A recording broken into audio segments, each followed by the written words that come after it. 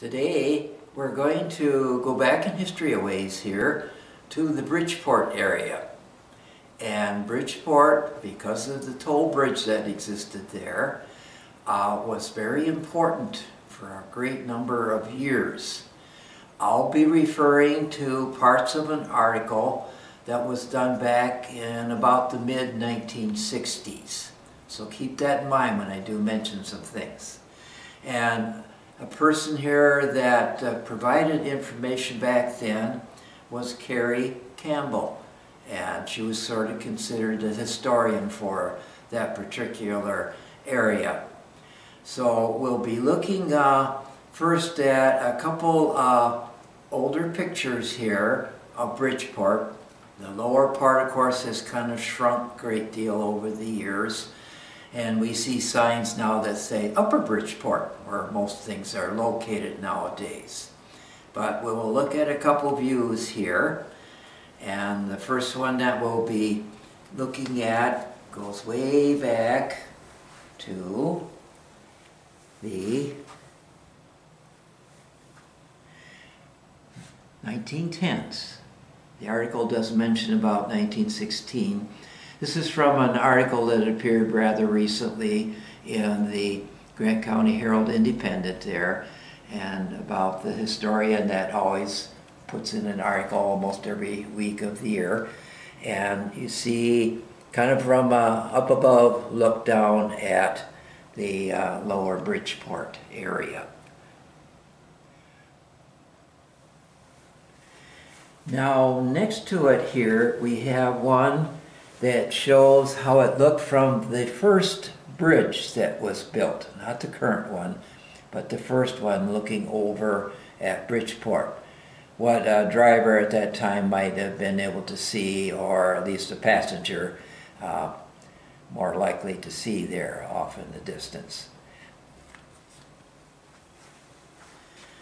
Now I'm going to read a little bit here from this article that was written back in the mid-1960s.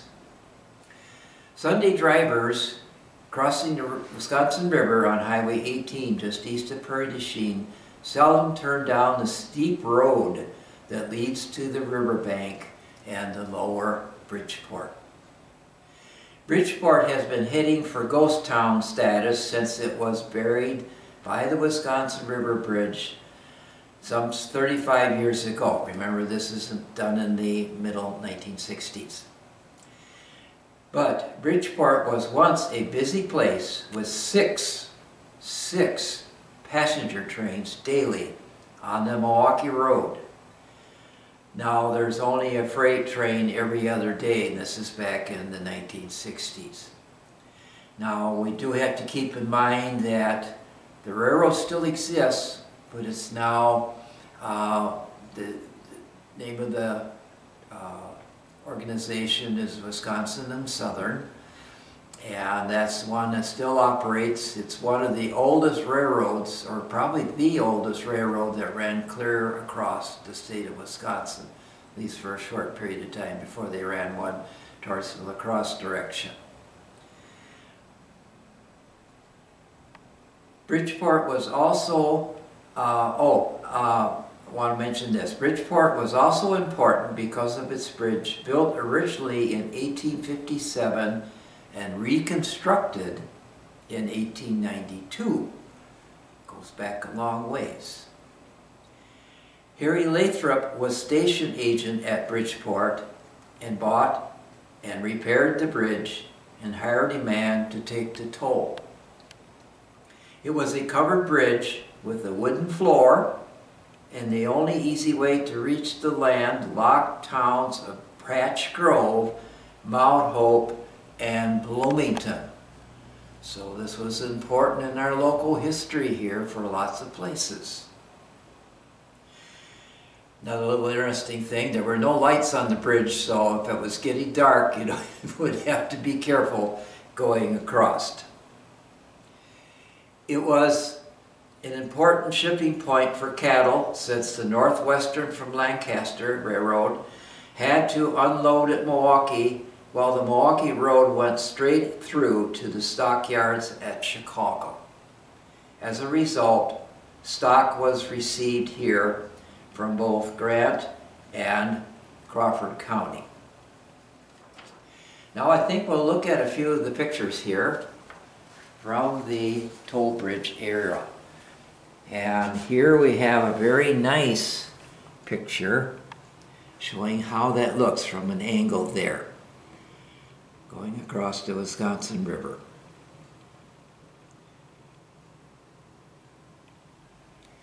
And going next here, notice the sign, "Look out for the cars." Now I have seen that in a lot of pictures where there's a railroad and there's either a bridge or a river crossing or a stream crossing right close.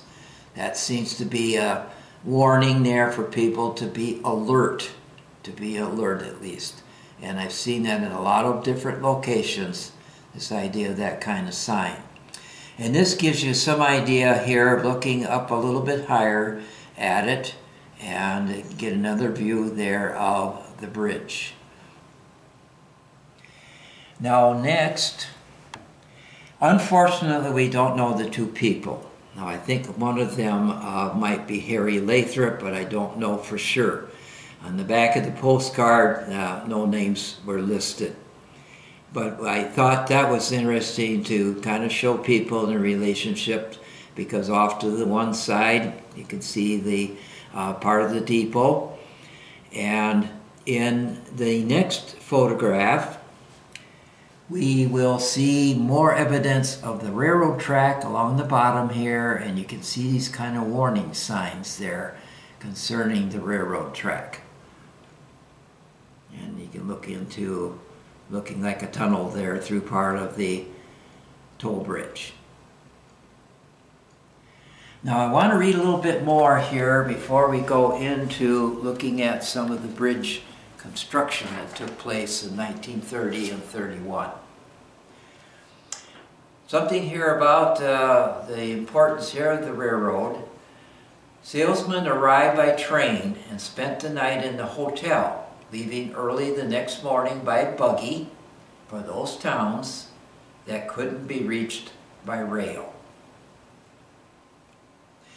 Now at the depot itself, to show how busy it was with the railroad back then, remember that's the only really decent way of getting around unless you could take a boat somewhere on a river or a large stream. There were 3 shifts at the depot then, and Harry Lathrop was so busy that he had to hire a man to collect the bridge toll. Now this Mrs.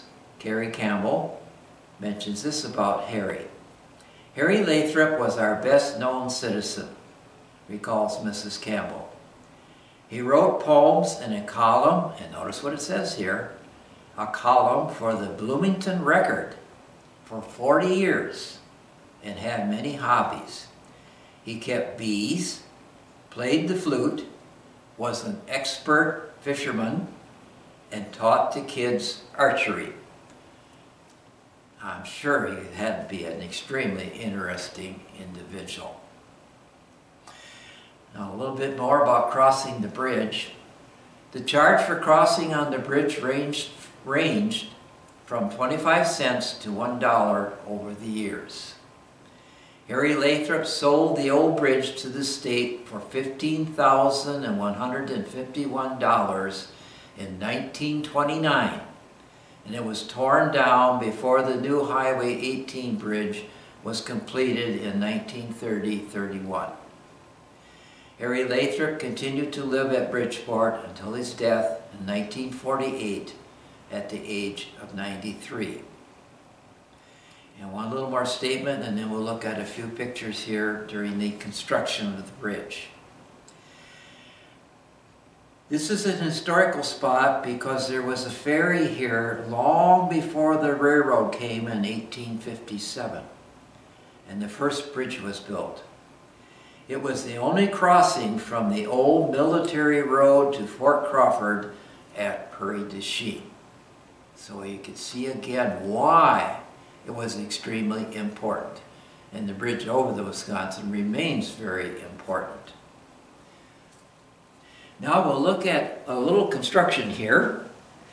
Now, in this picture, you can see kind of a steam shovel, and the truck there don't look too fancy at that time. But this is back here around 1930-31 when a lot of work was going on. So imagine between the blasting and then trying to haul rock and move things around to make an approach possible.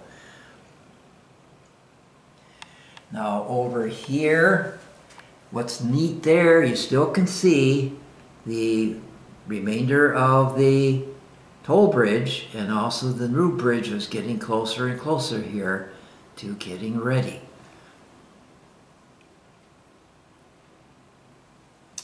And then the last one here, again, showing another different construction scene here of the building of the bridge.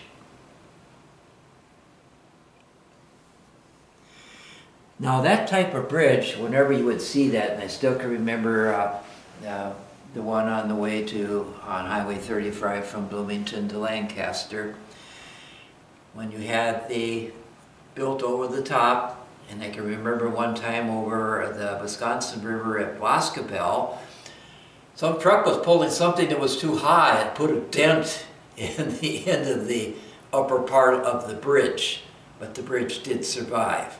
But that was one of the problems with that, and sometimes just the width wasn't always the widest on those type of bridges.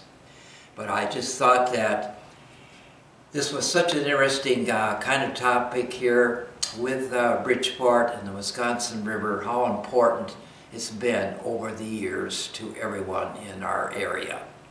And I'd like to thank you for watching the program today.